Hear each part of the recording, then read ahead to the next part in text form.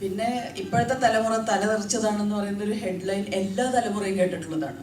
അപ്പൊ അത് വെറുതെ ഒരു ക്ലീഷ്യ സ്റ്റേറ്റ്മെന്റ് എന്ന് എനിക്ക് തോന്നിയിട്ടുള്ളത്. ഒന്നാമത് എന്നറിയോ, ഞാനായിട്ടെന്നല്ല, എൻ്റെ സിനിമകളിൽ കുറച്ച് പണി ചെയ്ത് ഞാൻ പണി മേടിച്ചതാണ്. ഒരു ത്രില്ലർ മൂഡ് വന്ന അജിത്ത് ജോസഫ് അപ്പം ട്വിസ്റ്റ് ഉറപ്പ് എന്ന് വരും. ഡിനു തോമസ് ഈലൻ എന്ന് പറഞ്ഞ പയ്യനാണ് കൂദാശ എന്ന് പറയുന്ന സിനിമ ചെയ്തത്. അപ്പം ആ സിനിമ ഇതിൻ്റെ കഥ വന്ന് എന്നോട് പറഞ്ഞപ്പോൾ, കഥ തുടങ്ങിക്കഴിഞ്ഞപ്പോൾ ഞാൻ നോക്കി കഴിഞ്ഞപ്പോൾ ഒരു ടിപ്പിക്കൽ ത്രില്ലർ സിനിമയുടെ മൂഡിൽ പോകുന്ന ഒരു സിനിമ. പക്ഷെ കുറച്ച് കഴിഞ്ഞപ്പോൾ എനിക്ക് മനസ്സിലായി ഇതൊരു ടിപ്പിക്കൽ ത്രില്ലർ അല്ല, ഇത് വേറൊരു, ഇതിനകത്തൊരു ഇമോഷണൽ സൈഡുണ്ട്. അത് ഇതിൻ്റെ പേരൻറ്റിങ് എന്നൊക്കെ പറയുന്ന ആ ഒരു ഏരിയ വന്നപ്പോൾ തീർച്ചയായിട്ടും ഞാൻ എപ്പോഴും വിശ്വസിക്കുന്ന ഒരു കാര്യമുണ്ട്. നമുക്കൊരു സിനിമ ചെയ്യുമ്പോൾ ഓഫ് കോഴ്സ് കൊമേഴ്സ്യലാണ് സിനിമ, അതിനകത്തൊരു ബിസിനസ് ഉണ്ട്. അക്കൂട്ടത്തിൽ സൊസൈറ്റിക്ക് നല്ലൊരു മെസ്സേജ് തരാൻ പറ്റുമെങ്കിൽ അത് നല്ല കാര്യം തന്നെയാണ്. അത് മമ്മി ആൻഡ് മീൽ എനിക്ക് സാധിച്ചു. പിന്നെ വേറെ അങ്ങനെ ഒന്ന് രണ്ട് ചില സിനിമകൾ. അപ്പോൾ ഇതിനകത്തും എനിക്ക് എന്നെ അട്രാക്ട് ചെയ്ത ഫാക്ടർ അതാണ്. കാരണം അപ്പോൾ ബേസിക്കലി ഇപ്പം ഭയങ്കര പ്രസക്തമായ ഒരു ഇതാണ് പേരൻറ്റിങ്. ഭയങ്കര കോംപ്ലിക്കേറ്റഡ് ആണ് ഇപ്പോഴത്തെ എന്താ പറയുക, പേരൻസും മക്കളുമായിട്ടുള്ള അവരുടെ ഇത്. കാരണം പേരൻസിൻ്റെ രീതികൾ മാറി, പഴയ പോലെയല്ല, രണ്ടുപേരും വർക്കിംഗ് ആയിരിക്കും, അങ്ങനെയൊക്കെ ഒത്തിരി സമയമില്ല മക്കളെ നോക്കാൻ, അങ്ങനെയൊക്കെ അതുകൊണ്ടുണ്ടാകുന്ന പ്രശ്നങ്ങൾ. അപ്പോൾ ഒത്തിരി അങ്ങനത്തെ കാര്യങ്ങൾ ഇപ്പോൾ ഡിസ്കഷൻ നടക്കുന്ന ഭയങ്കര റെലവൻ്റ് ആയിട്ടുള്ള ഒരു സബ്ജക്റ്റായിട്ട് ഇത് ചെയ്തു. അത് ഇങ്ങനെ ഒരു ത്രില്ലർ ഇതിൻ്റെ ഒരു മൂഡിലുള്ള സിനിമയ്ക്കകത്ത് അത് വന്നത് എനിക്ക് എന്നെ ഭയങ്കരമായിട്ട് അട്രാക്ട് ചെയ്തു. അത് തന്നെയാണ് ഞാനിത് സെലക്ട് ചെയ്യാനുള്ള കാരണം. വിജയുടെ ജിത്തിന്റെ എല്ലാ മൂവികളിലും നോക്കിക്കഴിഞ്ഞാൽ, ഒരുവിധം മൂവികളിലൊക്കെ നോക്കിക്കഴിഞ്ഞാൽ നായകന്മാർക്ക് ഭയങ്കര ബുദ്ധിയായിരിക്കും. അപ്പൊ ഈ വലതുവശത്തെ കള്ളൻ എന്ന് പറയുന്ന ഈ സിനിമയിൽ നായകന് ഈ അതിബുദ്ധി ഉണ്ടോ? ഇതൊരു സിനിമയാണ് ആക്ച്വലി. ഇതിന്റെ കഥ കേൾക്കുമ്പോൾ നമുക്ക് ഇഷ്ടപ്പെടുന്ന എന്തെങ്കിലും ഒരു എലമെന്റ് ഉണ്ടാവും. ഒരു ആ രീതിയിൽ ആൾക്കാർ കാണാവുന്നൊരു സിനിമ, ചെറിയൊരു ത്രില്ലുണ്ട്, ഒരു ക്രൈമുണ്ട്, അങ്ങനെ എൻഗേജ് ചെയ്യിക്കുന്ന ഒരു സിനിമ. പിന്നെ ചിത്രൻ്റെ ഒരു സിനിമ എന്ന് നമ്മൾ ആദ്യം പ്രയോറിറ്റി ഇടുന്നുണ്ടാണ്. പിന്നെ നമ്മൾ സിനിമ ചെയ്തൊരു വലിയ രണ്ട് ക്യാരക്ടേഴ്സ് ഉണ്ട്, ഈഗോ ക്ലാഷസ് ഉണ്ട്. ഒരു ചിത്തു സിനിമ ചെയ്യാമെന്ന് മാത്രമേ ഉള്ളൂ. പിന്നെ ഇതിലൊരു നായകൻ്റെ പറഞ്ഞ മേഖലയെ പറ്റിയൊന്നും നമുക്ക് ആലോചിക്കുന്ന സമയത്താണ് നമുക്കത് എക്സിക്യൂട്ട് ചെയ്യാൻ മാത്രമേ. ആന്റണി ഒരു ക്രൂക്കഡ് ക്യാരക്ടറാണ്. ഫസ്റ്റ് ഹാഫിലുള്ള ആന്റണി അല്ല സെക്കൻഡ് ഹാഫിലുള്ളത്. അപ്പോൾ ആ ഒരു ക്യാരക്ടർ ഷിഫ്റ്റിനെ എങ്ങനെയാണ് അഡാപ്റ്റ് ചെയ്തത്? നമ്മളൊരു സ്ക്രീൻ പ്ലേ നമ്മൾ വായിക്കുമ്പോൾ നമുക്ക് മനസ്സിലാക്കും ഇത് പക്ക ഒരു ഡയറക്ടോറിയൽ ബ്രില്യൻസ് വേണ്ട മൂവിയാണ് ആക്ച്വലി. കാരണം വളരെ കുറഞ്ഞ സമയത്തിനുള്ളിൽ, ഒരു ടൈം ബാറിനുള്ളിൽ നമുക്ക് വലിയൊരു കാര്യങ്ങൾ എക്സിക്യൂട്ട് ചെയ്ത് തീർക്കണം. അതിൻ്റെ ഒരുപാട് ടെക്നിക്കൽ സപ്പോർട്ട് വേണം. നമ്മൾ അഭിനയിച്ചുകൊണ്ട് മാത്രമല്ല, എല്ലാം ഒരു ടീം വർക്കാണ്. അപ്പോൾ ആ ടീം വർക്കിൽ നമ്മളിത് ചെയ്തു. പിന്നെ ഒരു കുറഞ്ഞ സമയത്തിനുള്ളിൽ നടക്കുന്ന, 1 മണിക്കൂറിനുള്ളിൽ 2 മണിക്കൂറിനുള്ളിൽ നടക്കുന്നതാണ് നമ്മുടെ ഇൻ്റർവെല്ലിന് ശേഷമുള്ള രീതിയാണ്. അത് എത്രത്തോളം ബ്രില്യൻ്റ് ആക്കാൻ പറ്റുന്ന രീതിയിൽ ഞങ്ങൾ ഡിസ്കഷനും കാര്യങ്ങളും മാക്സിമം ചെയ്യാന്നല്ലാതെ എനിക്ക് കഥയ്ക്കപ്പുറമോ അല്ലാത്ത രീതിയിലും എനിക്കൊന്നും ചെയ്യാൻ സാധിക്കുന്നില്ല. കുട്ടികൾ എന്ത് തെറ്റ് ചെയ്താലും പാരന്റ്സ് ക്ഷമിക്കും, അങ്ങനെ ഒരു രീതി നമ്മൾ കാണാറുണ്ടല്ലോ. അപ്പൊ നമ്മൾ മൂവി റിലേറ്റ് ചെയ്യുമ്പോൾ എങ്ങനെയാണ് അതിനെ നോക്കി കാണുന്നത്? കുട്ടികളുടെ തെറ്റുകൾ പാരന്റ്സ് ക്ഷമിക്കും. അത് ക്ഷമിക്കാവുന്ന തെറ്റുകൾ ക്ഷമിക്കാം, പക്ഷെ ചില തെറ്റുകൾ ചിലപ്പോൾ ക്ഷമിക്കാൻ പറ്റിയെന്ന് വരില്ല. ഈ സിനിമയിൽ അങ്ങനെ ഒരു ക്ഷമിക്കാവുന്ന തെറ്റാണോ? അത് നിങ്ങൾ സിനിമ കാണുന്നവർക്ക് മനസ്സിലാവും. അങ്ങനെ ക്ഷമിക്കാവുന്ന ഒരു തെറ്റാണോ? അത് നിങ്ങൾ ആലോചിച്ച് നോക്കുക. ഞങ്ങളുടെ ഒരു ഇതില്ലാതെ അതൊരു ക്ഷമിക്കാവുന്ന തെറ്റായിട്ട് തോന്നിയിട്ടില്ല. Sir, good morning. മോർണിംഗ്. ഇപ്പോൾ ഈ സിനിമ റിലീസ് ആയതിനു ശേഷം എല്ലാ സിനിമകളും ഈ ഓൺലൈൻ പ്ലാറ്റ്ഫോമുകളായിട്ടുള്ള ഒരുപാട് ഇതിൽ റിവ്യൂ, നെഗറ്റീവ് കമൻറ്റുകളൊക്കെ പെട്ടെന്ന് പ്രചരിക്കുന്ന ഒരു കാലഘട്ടമാണ്. നമ്മളെ മലയാളികളെ സംബന്ധിച്ചിടത്തോളം ഈ റിവ്യൂ കണ്ടതിന് ശേഷം മാത്രം ഈ സിനിമയെ വിലയിരുത്തുന്നവരല്ലേ, അത് കാണാൻ വേണ്ടി വരുന്നവരും കാണാതിരിക്കാൻ പോകുന്നവരുമുണ്ട്. അപ്പോൾ അങ്ങനെ എന്തെങ്കിലും ഒരു ഘടകം ഈ റിലീസ് സമയത്തോ അത് കഴിഞ്ഞോ പ്രേക്ഷകരെ തിയേറ്ററിലേക്ക് കൊണ്ടുവരുന്നതിൽ ഒരു കുറവ് വന്നിട്ടുണ്ടോ? അല്ല, എനിക്ക് തോന്നുന്നത് അത് എൻ്റെ ഈ ഒരു സിനിമ എന്നല്ല, എല്ലാ സിനിമകളിലും ഫേസ് ചെയ്യുന്ന ഒരു ഇതാണ്.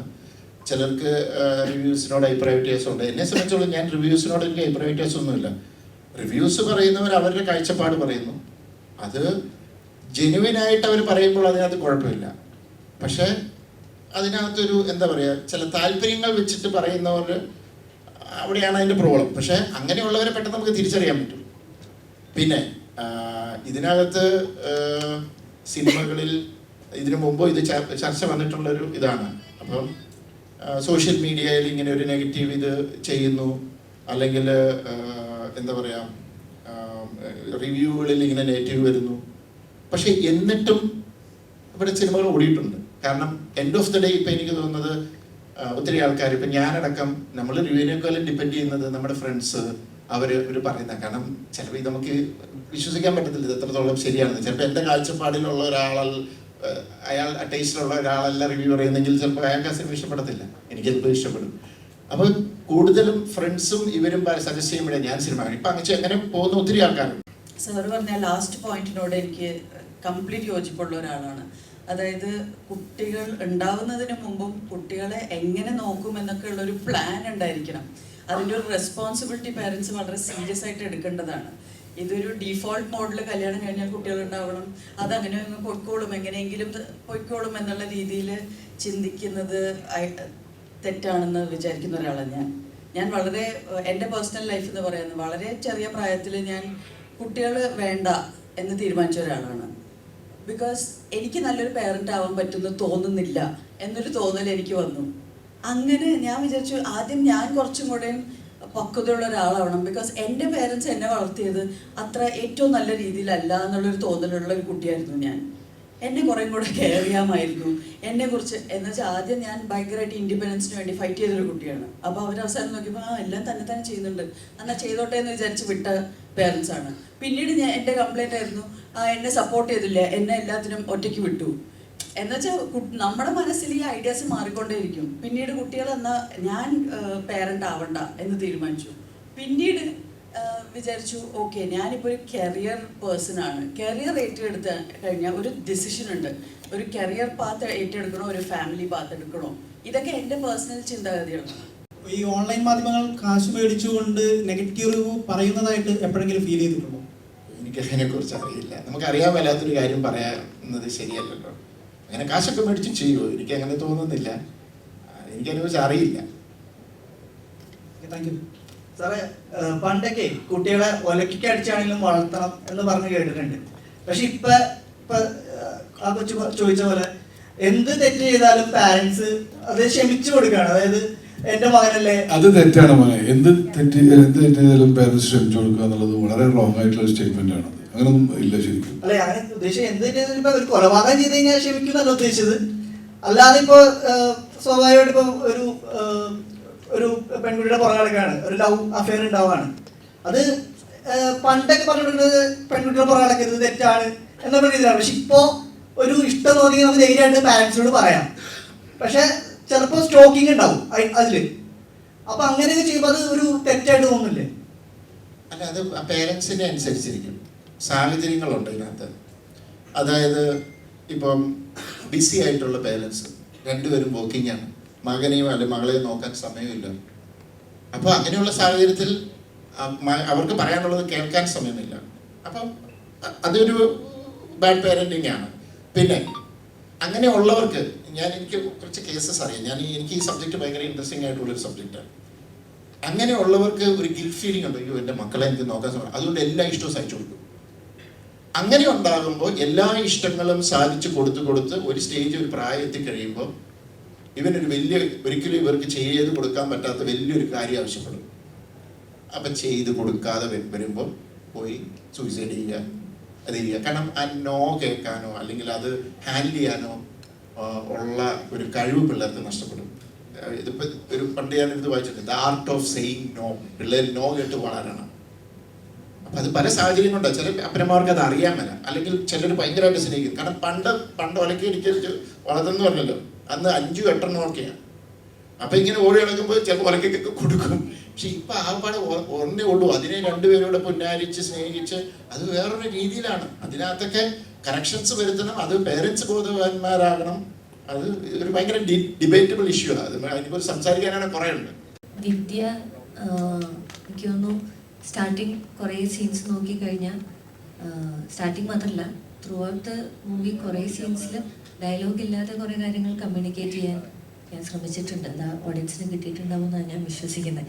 അപ്പോൾ അങ്ങനത്തെ എന്താ പറയുക, without words how do you express എന്നുള്ളത് ഇതിൽ ഒരു ചാലഞ്ചിങ് ഫാക്ടറായിരുന്നു. അല്ലെങ്കിൽ വെറുതെ സൈഡിൽ നിൽക്കുന്ന ഒരു ക്യാരക്ടറായിരുന്നു. അതിൽ ആ ക്യാരക്ടറിന് കുറേ എന്തുകൊണ്ട് ഒരു സപ്പോർട്ടിങ് ക്യാരക്ടർ നമ്മൾ ചെയ്യുന്നു എന്നുള്ളതിൽ എനിക്ക് ആ ക്യാരക്ടർ സപ്പോർട്ടിങ് ക്യാരക്ടർ ആണെങ്കിലും there are lot of layers to her എന്നെനിക്ക് തോന്നിയിട്ടുണ്ട്. എനിക്ക് വിദ്യയ്ക്ക് ഒരു ബാക്ക് സ്റ്റോറി എൻ്റെ മനസ്സിലുണ്ടായിരുന്നു. വിദ്യ എന്താണെന്ന് എനിക്ക് ക്ലിയർ ആയിട്ട് അറിയായിരുന്നു. വിദ്യയ്ക്ക് ഓരോ മൊമെൻറ്റിലും ഓരോ സീൻസിലും what is Vidya going through എന്നുള്ളത് എനിക്ക് വളരെ ക്ലിയർ ആയിരുന്നു. സോ എനിക്ക് ഇതൊക്കെ ചലഞ്ചസ് ആയിരുന്നു. ആസ് എ ബിഗിനർ ജിത്ത് സാറിൻ്റെ പടത്തിലൊക്കെ കിട്ടാന്ന് പറഞ്ഞാൽ ഭയങ്കര ഭാഗ്യമാണ്, ഭയങ്കര ബ്ലെസ്സിങ് ആണ്. ഭയങ്കര എന്താ പറയുക, ഒത്തിരി സന്തോഷം ഉണ്ടായിരുന്നു ഒരു കോൾ വന്നപ്പോൾ തന്നെ. സോ ഞാൻ എൻ്റെ ഒരു 100% കൊടുത്തു എന്നാണ് എൻ്റെ ഒരു വിശ്വാസം. ഐറിൻ എന്നുള്ള ക്യാരക്ടറാണ് ഞാൻ ചെയ്തത്, ജോജു ചേട്ടൻ്റെ മോളായിട്ട്. സോ ആ ക്യാരക്ടറും എനിക്ക് ഒത്തിരി ഇഷ്ടമുള്ളൊരു ക്യാരക്ടറാണ്. ബിക്കോസ് ഞാൻ ചെയ്യണമെന്ന് ആഗ്രഹിച്ചിട്ടുള്ള ഒരു ക്യാരക്ടറായിരുന്നു. കാരണം ഇപ്പോഴത്തെ ഒരു സൊസൈറ്റിയിൽ ഇപ്പോൾ എൻ്റെ ഏജൊക്കെ ഉള്ളൊരു ജനറേഷൻ വരുന്ന ഒരു ഐ മീൻ എൻ്റെ ജനറേഷനിൽ ഈ പറഞ്ഞ പോലെ സോഷ്യൽ കമ്മിറ്റ്മെൻറ്റ്സ് കുറവുള്ള ആൾക്കാരാണുള്ളത്. നമുക്കറിയാം. അതുകൊണ്ടാണ് ഇവിടെ ഒത്തിരി പ്രശ്നങ്ങളും കാര്യങ്ങളൊക്കെ നടക്കുന്നത്. സോ ഇങ്ങനെ ഒരു ക്യാരക്ടർ കിട്ടിയപ്പോൾ അത് ഈ പറഞ്ഞ പോലെ 2 കൈ നീട്ടി സ്വീകരിച്ച് ചെയ്തു. ആക്ച്വലി ഇപ്പോൾ അതെ ഇപ്പോൾ പറഞ്ഞ പോലെ തന്നെ വെറ്ററൻസ് ആയിട്ടുള്ള ഒരുപാട് പേരുടെ ഒരുപാട് നോളജ്, എൻ്റെ വയസ്സിനേക്കാളും കൂടുതൽ എക്സ്പീരിയൻസ് ഉള്ള ആളുകളുടെ കൂടെയാണ് ഞാനിപ്പോൾ ഇരിക്കുന്നതും അസോസിയേറ്റ് ചെയ്യുന്നതും. അപ്പോൾ ഒരു ബഡ്ഡിങ് ആക്ടർ എന്നുള്ള നിലയിൽ ഇപ്പോൾ പഠിച്ചുകൊണ്ടിരിക്കുകയാണ് ഞാനിപ്പോഴും. എന്താണ് ഒരു പിച്ച വെച്ച് തുടങ്ങുന്നുള്ളൂ. ഒരുപാട് കാര്യങ്ങൾ ഇനിയും ഒരുപാട് കാര്യങ്ങൾ പഠിക്കാനുണ്ട്. അപ്പം ഓരോ സിനിമാ സെറ്റുകളിൽ പോകുമ്പോഴും എന്നെ തന്നെ ഇമ്പ്രൂവ് ചെയ്യാൻ വേണ്ടിയിട്ട് ശ്രമിക്കുകയാണ്. ഇതുപോലെ മമ്മൂക്ക പറഞ്ഞ പോലെ തന്നെ ഇപ്പം തേച്ച് മിനുങ്ങുകയാണല്ലോ. ഇപ്പോഴും ചിലപ്പോൾ ഒരുപാട് ഈ കല്ലിൽ ഒരുപാട് മുനകളും ഒരുപാട് അങ്ങനെയുള്ള ഒരു കല്ലായിരിക്കും ഞാൻ. അപ്പോൾ അത് ഞാൻ തേച്ച് ഇനിയും മിനുക്കുക എന്നുള്ളൊരു ശ്രമത്തിലാണ് ഞാനിപ്പോൾ. നമ്മുടെ ഒരു പ്രധാന ഇൻസിഡൻറ്റ് നടക്കുന്നത് ഒരു പോലീസ് സ്റ്റേഷനാണ്. അതിനകത്ത് നമുക്ക് ഒത്തിരി ലിമിറ്റേഷൻസ് ഉണ്ട്. 4 ചുമരും കുറച്ച് സ്ഥലമേ ഉള്ളൂ. ടെക്നിക്കലി നമുക്ക് കുറച്ച് അത് തന്നെയാണ് ഒരു ചലഞ്ച്. അപ്പോൾ അതിൽ എങ്ങനെ നമ്മൾ ഈ ബോറടിപ്പിക്കാതെ, കുറേ ഷോർട്ട് ഡിവിഷൻസ് ഇല്ല, അപ്പോൾ അങ്ങനെ എങ്ങനെ ബോറടിപ്പിക്കാതെ മുന്നോട്ട് കൊണ്ടുപോകാമെന്ന് പറയുന്നതായിരുന്നു നമ്മുടെ ക്യാമറാസായിട്ടുള്ളൊരു ചലഞ്ച്. അപ്പോൾ അത് ആ ലിമിറ്റേഷൻസ് നിന്നിട്ട് നമുക്ക് ആൾക്കാർക്ക് എങ്ങനെ ഇൻട്രസ്റ്റിംഗ് ആകാമെന്നുള്ളതാണ് നമ്മുടെ ഫസ്റ്റ് തോട്ട്. അത് കഴിഞ്ഞിട്ട് അപ്പോൾ അത് കഴിഞ്ഞ് ഞങ്ങൾ തമ്മിലുള്ള ഡിസ്കഷനാണ് എല്ലാവരും മൂവ്മെൻറ്റിൽ കൊണ്ടുവരാവുന്നു. അപ്പോൾ അത് കുറച്ച് സൗകര്യമായി. പിന്നെ ഇതിനകത്ത് ആൽഫറ്റ് റേഷ്യോ ഉപയോഗിച്ചേക്കുന്നതും നമ്മൾ ഈ സ്ഥലം വളരെ കുറവായതുകൊണ്ട് തന്നെ കുറച്ച് വൈഡായിട്ട് തോന്നാനും ഒക്കെ വേണ്ടിയിട്ട് തന്നെയാണ്. അപ്പോൾ അത് തന്നെയാണ് എൻ്റെ ഏറ്റവും വലിയൊരു ചലഞ്ച്. മറ്റ് സിനിമകളിൽ നിന്ന് നമുക്ക് ഈ നമ്മുടെ ഒരു വർക്കിംഗ് സ്പേസ് ഭയങ്കര കുറവാകുമ്പോൾ നമ്മൾ കൂടുതൽ എഫേർട്ട് എടുക്കേണ്ടി വരുന്നു. അപ്പോൾ അത് തന്നെയാണ് ഈ സിനിമയിലെ ചലഞ്ച്. അതൊരു പരിധിവരെ കവറപ്പ് ചെയ്യാൻ പറ്റിയെന്നാണ് ഞാൻ വിചാരിക്കുന്നത്. അറിയില്ല, നമ്മുടെ ഈ സിനിമയിൽ ഇൻവെസ്റ്റിഗേഷൻ ടൈപ്പ് കാര്യങ്ങളൊക്കെ എന്ന് പറഞ്ഞാൽ ശരിക്കും പ്രെഡിക്റ്റബിൾ ആണെന്ന് പറയുന്നുണ്ട്. അപ്പോൾ സാറ് മുമ്പ് പറയുകയുണ്ടായി ഇതിനകത്ത് ട്വിസ്റ്റും അങ്ങനെയുള്ള കാര്യങ്ങൾ ഈ സിനിമയിൽ അധികം ഇല്ലെന്ന്. അപ്പോൾ ഇന്നത്തെ കാലത്ത് ശരിക്കും പറഞ്ഞാൽ പ്രേക്ഷകർ സിനിമയേക്കാൾ ബുദ്ധിമാന്മാരാണ്. അങ്ങനെയുള്ളൊരു കാലത്ത് ഇത്രയും നിസ്സാരമായിട്ടുള്ള ട്വിസ്റ്റും ക്ലൂവും വെച്ച് സിനിമ ചെയ്തത് സാറിനൊരു റിസ്ക് ആയിട്ട് തോന്നിയിട്ടുണ്ടോ? അല്ല, ആ റിസ്ക് എടുക്കുക എന്നുള്ളതല്ലേ ഒരു ഫിലിം മേക്കറിന്റെ ഇത്. ഞാനെന്തിനു പേടിച്ചോടണം? ശരിക്കും അതൊരു റിസ്ക് അല്ലായിരുന്നു ഈ ഒരു? അതെ, തീർച്ചയായിട്ടും. പക്ഷെ എന്നെ സംബന്ധിച്ചിടത്തോളം എനിക്കൊരു റിസ്ക്കും ഒരു അതിനേക്കാളേറെ ഭയങ്കര ഇൻട്രസ്റ്റിംഗ് ആയിട്ട് തോന്നിയെന്ന് വെച്ച് കഴിഞ്ഞാൽ ഒരു ത്രില്ലർ. ഒന്നാമത് എന്നറിയോ, ഞാനായിട്ടെന്നല്ല, എൻ്റെ സിനിമകളിൽ കുറച്ച് ചെയ്ത് ഞാൻ പണി മേടിച്ചതാണ്.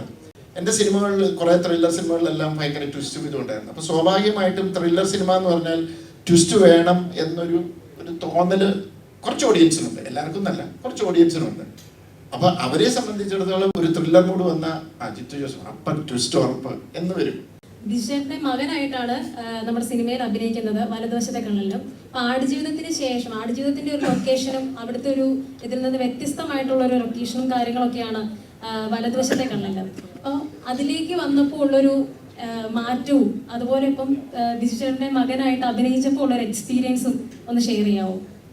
ഇപ്പോൾ ആടുജീവിതത്തിൽ ഇപ്പോൾ മൊത്തത്തിൽ ജോഗ്രഫി ആവട്ടെ, മൊത്തത്തിൽ കഥാപാത്രം ഫീൽ ചെയ്യുന്ന കാര്യങ്ങളാവട്ടെ, മൊത്തത്തിൽ എനിക്ക് തോന്നുന്നത് 2 ധ്രുവങ്ങളിലാണ് 2 കഥാപാത്രങ്ങളും നിൽക്കുന്നത് എന്നുള്ളത്. അപ്പോൾ അതായി ഇപ്പോൾ പറഞ്ഞ പോലെ തന്നെ ഒരു എക്സ്ട്രീം ഓപ്പോസിറ്റ് സാധനങ്ങളായിരുന്നു രണ്ട് പേർക്കുണ്ടായിരുന്നു ക്യാരക്ടേഴ്സിന്. ആടുജീവിതത്തിന് ഇതുപോലെ കുറേ ജോഗ്രഫി അല്ലെങ്കിൽ മേക്കപ്പ് അങ്ങനത്തെ കുറേ കാര്യങ്ങൾ എന്നെ സപ്പോർട്ട് ചെയ്യാണ്ടായിരുന്നു, ആ ക്യാരക്ടറിനെ സപ്പോർട്ട് ചെയ്യാനായിട്ട്. ഈ കഥാപാത്രത്തിന് കൂടുതലും എനിക്ക് തോന്നുന്നത് അങ്ങനെ സപ്പോർട്ട് ചെയ്യാനുള്ള സാധനങ്ങൾ അധികം ഇല്ലായിരുന്നു എന്നുള്ളത്. പക്ഷെ അവൻ്റെതായിട്ടുള്ള ഒരു വിക്ടിം എന്നുള്ള രീതിയിലാണ് ഞാൻ അവനെ നോക്കിക്കണ്ടത്.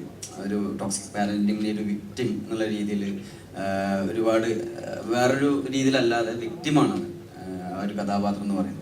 അപ്പോൾ ഞാൻ നേരത്തെ പറഞ്ഞിട്ടുണ്ട്, ഇതുപോലത്തെ ഒരുപാട് വിക്ടിംസ് എനിക്ക് തോന്നുന്ന സൊസൈറ്റിയിൽ ഒരുപാട് ഉണ്ട്. ഒരുപാട് ഇതുപോലെ പാരൻറ്റിങ്ങിൻ്റെ പ്രശ്നങ്ങളായിട്ട് ഇതുപോലെ തെറാപ്പിക്ക് എടുക്കുന്ന കുറച്ചധികം ഫ്രണ്ട്സ് എനിക്കുണ്ട്. അപ്പോൾ അവരൊക്കെ ഞാൻ കണ്ടിട്ടുണ്ട്. അപ്പോൾ ഇതിൻ്റെ കുറച്ച് ഷെയ്ഡ്സും മേ ബി ഈ ഒരു കഥാപാത്രത്തിൽ നിങ്ങൾക്ക് കാണാൻ പറ്റിയിട്ടുണ്ടാവാം. പിന്നെ സെറ്റിൽ ഇതുപോലെ അഭിനയിക്കുമ്പോഴൊക്കെ ഇപ്പോൾ ബിജുചേട്ടൻ്റെ മുമ്പിൽ ബിജുചേട്ടൻ ആ ക്യാരക്ടറൊക്കെ പിടിച്ചിരിക്കുന്ന ആ മാനറിസങ്ങളും സാധനങ്ങളൊക്കെ പിടിച്ചിരിക്കുന്നതാണെന്നൊരു ഒരു ടെക്സ്റ്റ് ബുക്ക് ആയിരുന്നു ഇപ്പോൾ എന്നെപ്പോലൊരു വെഡിങ് ആക്ടറിന് ഒരു ടെക്സ്റ്റ് ബുക്ക് ആയിരുന്നു. So being optimistic miles to go before I sleep.